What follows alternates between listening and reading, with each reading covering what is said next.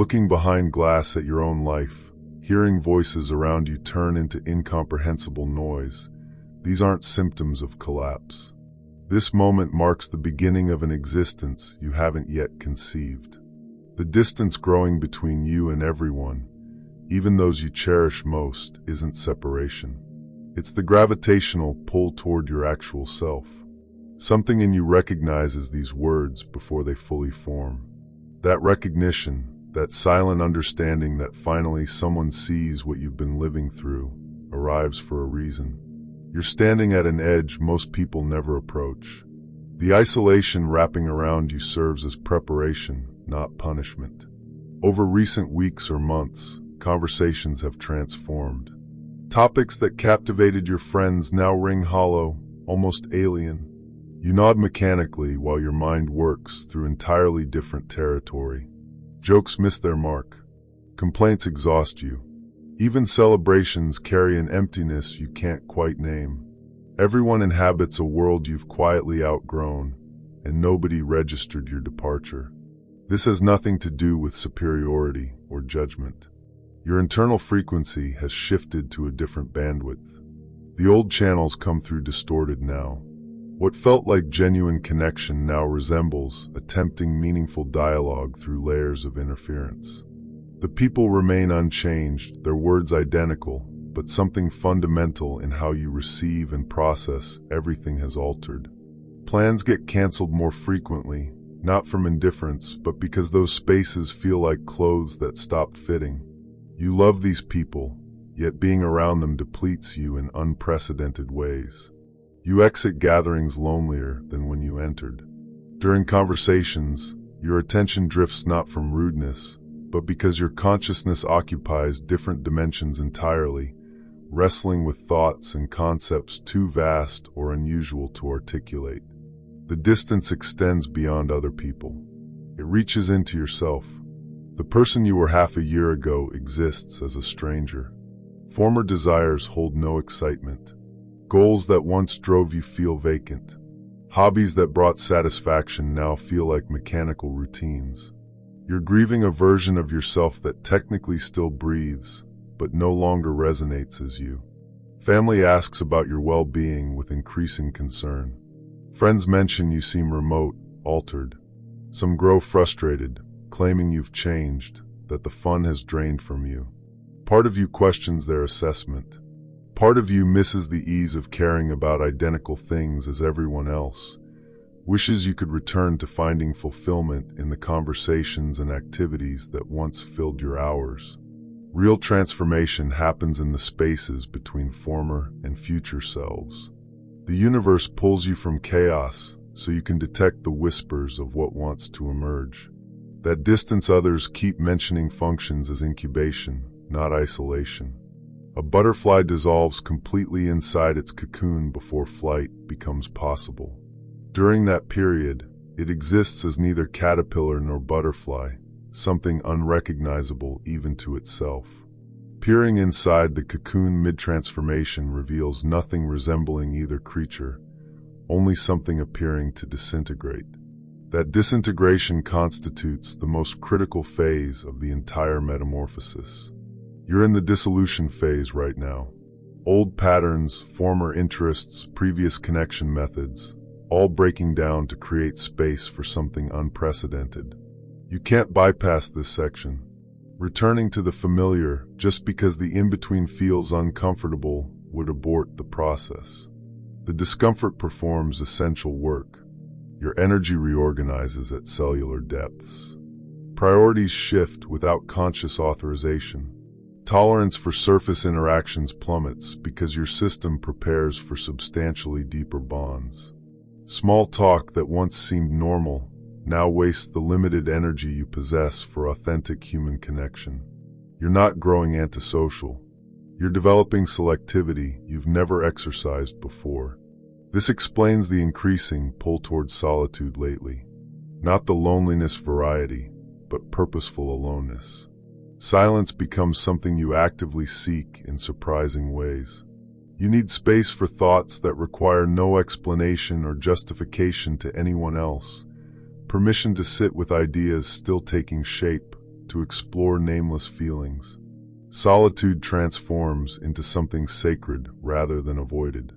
In those quiet moments when you stop forcing yourself into mismatched conversations, something remarkable occurs.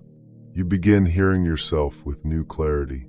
Thoughts attempting to surface for months finally gain breathing room. Creative impulses buried under social obligations start emerging. Intuitive flashes about your future arrive with greater frequency. Distance from everyone else generates proximity to yourself. For perhaps the first time in years, you're discovering who you are when performance stops, when you quit adjusting your personality for others' comfort, when you stop compressing yourself to fit spaces never designed for your emerging self. This phase masquerades as loss while actually preparing you for gain. It mimics malfunction when everything proceeds exactly as designed. People around you interpret your need for space as rejection, your contemplation as sullenness, your evolution as depression. Sometimes their reactions trigger self-doubt about whether your experience qualifies as healthy. When you're changing at core levels, literally reconstructing yourself from the inside out, relationships and situations built around your former self demand examination. Some adapt and expand with you. Others naturally recede, not from any deficiency, but because they connected to a version of you that ceased existing. This process contains no cruelty or personal attack. Transformation simply operates this way. You can't transport everything from your old life into your new one. Some connections served as temporary teachers. Some experiences functioned as bridges rather than destinations. Right now, you're crossing one of those bridges, glancing back at your origin, while sensing something completely different ahead. The distant phase serves finite duration but fulfills crucial function. It clears space for connections that will actually nourish your becoming rather than your past.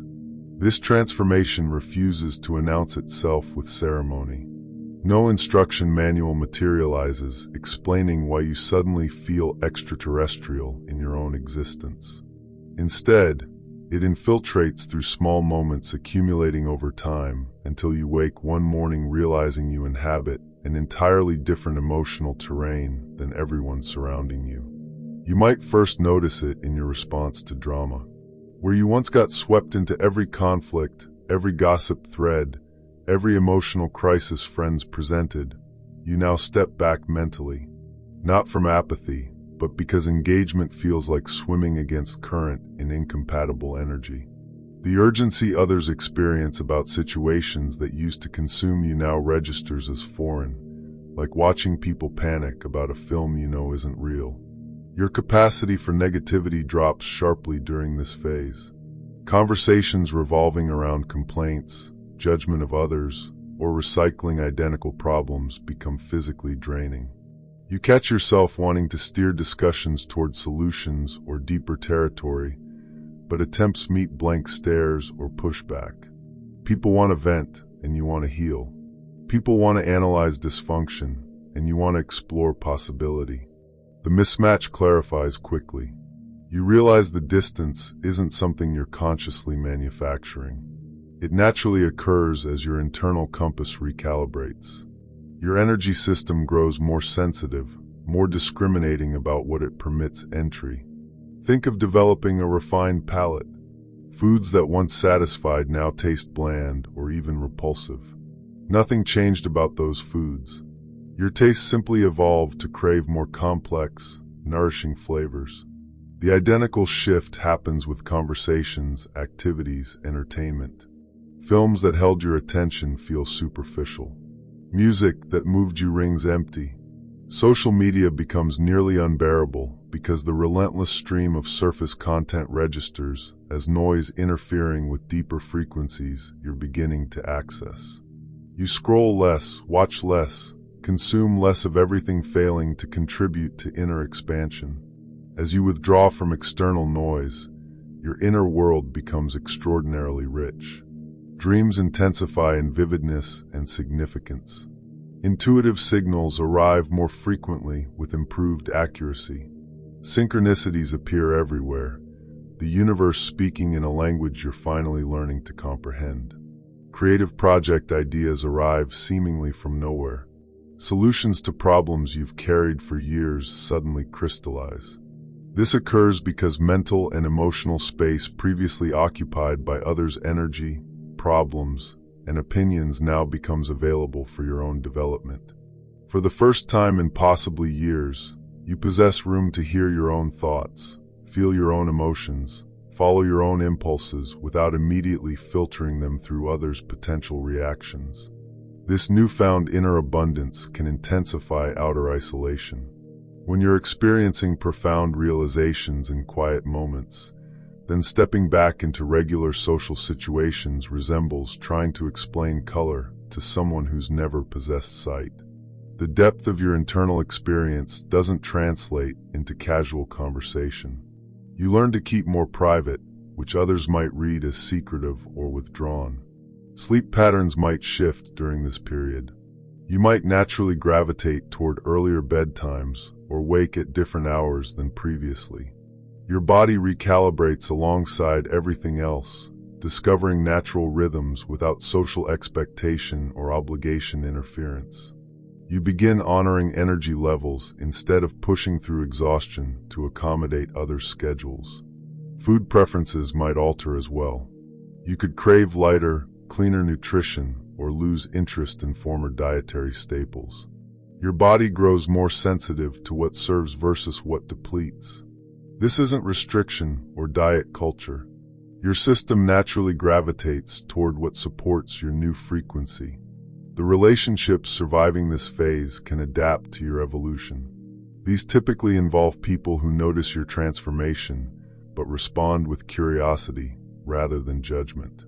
They ask genuine questions about your experience instead of attempting to drag you backward.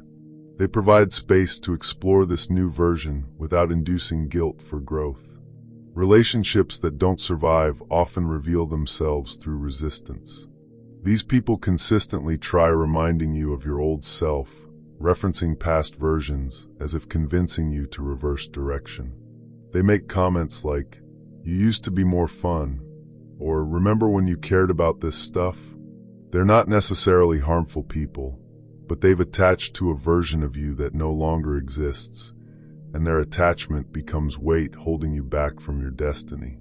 The most difficult aspect involves realizing some resistant relationships include people you love profoundly.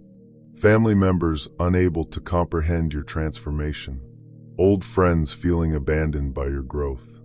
Romantic partners who fell for your previous self and can't connect with this emerging version.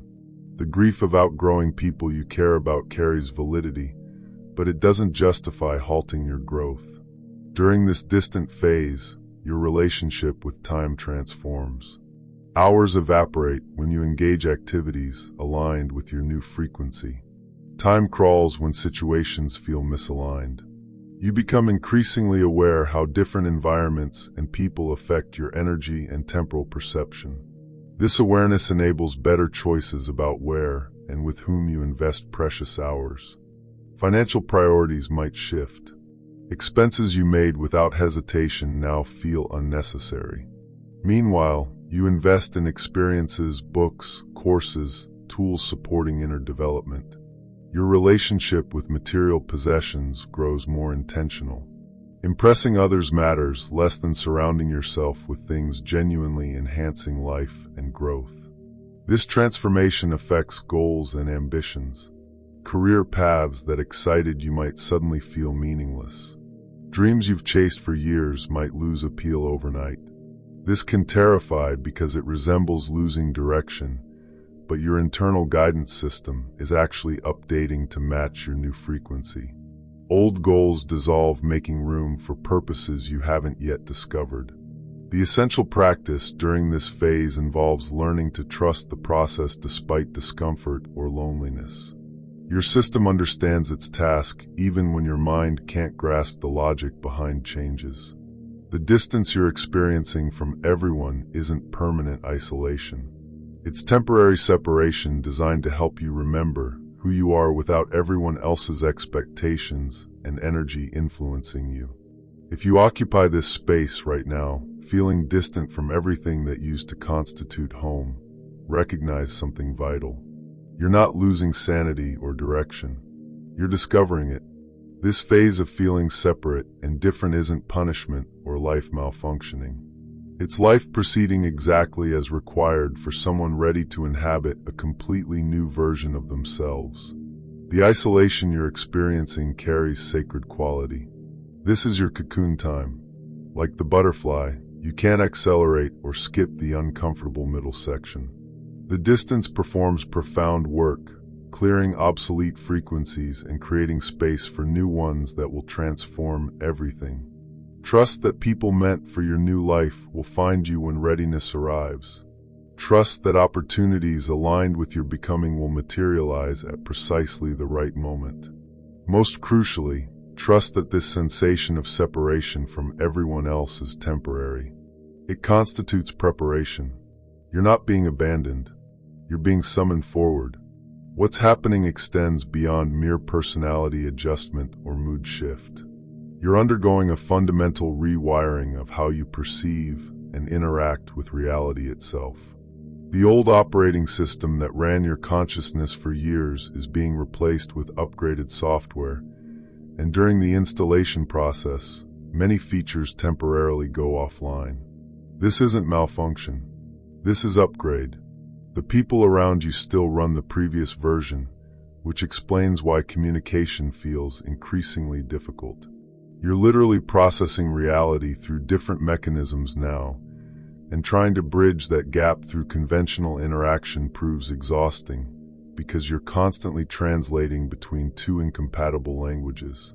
The physical world starts feeling less solid during this phase, not in a dissociative way, but in a way that reveals the fluid, energetic nature underlying material existence.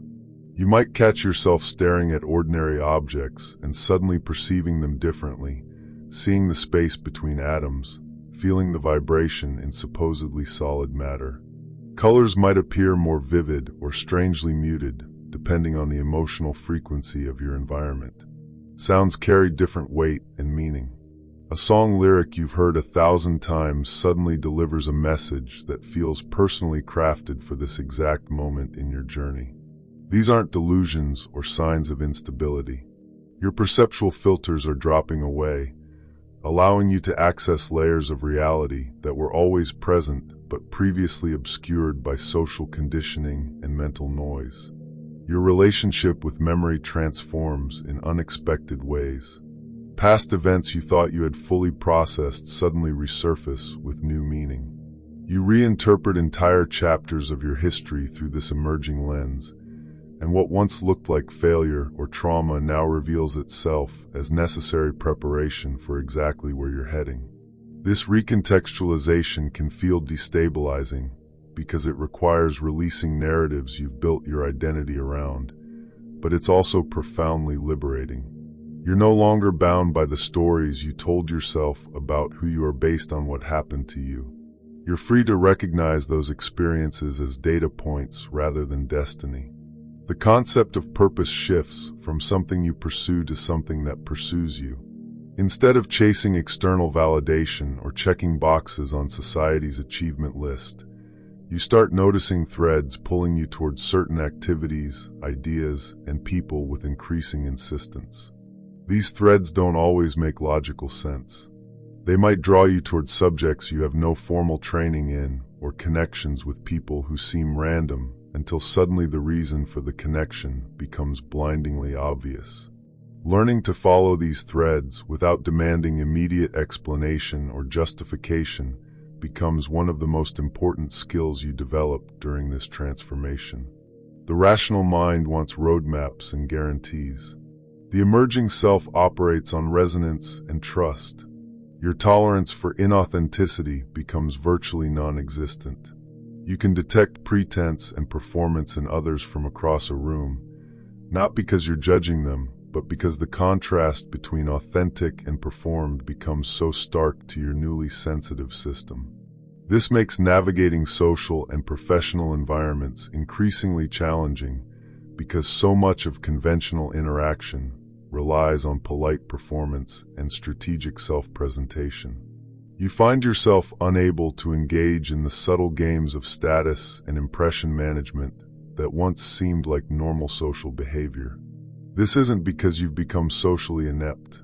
Your system simply refuses to allocate energy to anything that isn't genuine, and that refusal isn't negotiable. The questions that preoccupy you shift from practical to existential. Instead of worrying about whether you're making the right career moves or relationship choices, you find yourself contemplating the nature of consciousness, the meaning of synchronicity, the mechanics of manifestation, the relationship between thought and reality. These aren't idle philosophical musings. They're your consciousness attempting to understand the new territory it's accessing, trying to map the landscape of a dimension of existence that wasn't available to you before. Some people might dismiss these interests as escapism or navel-gazing, but for you they feel more real and urgent than anything happening in the material world. Time reveals itself as far more flexible than you were taught. You experience moments that feel eternal and hours that vanish in heartbeats, and you begin suspecting that linear time might be more construct than absolute reality. This realization changes how you relate to deadlines, schedules, and plans.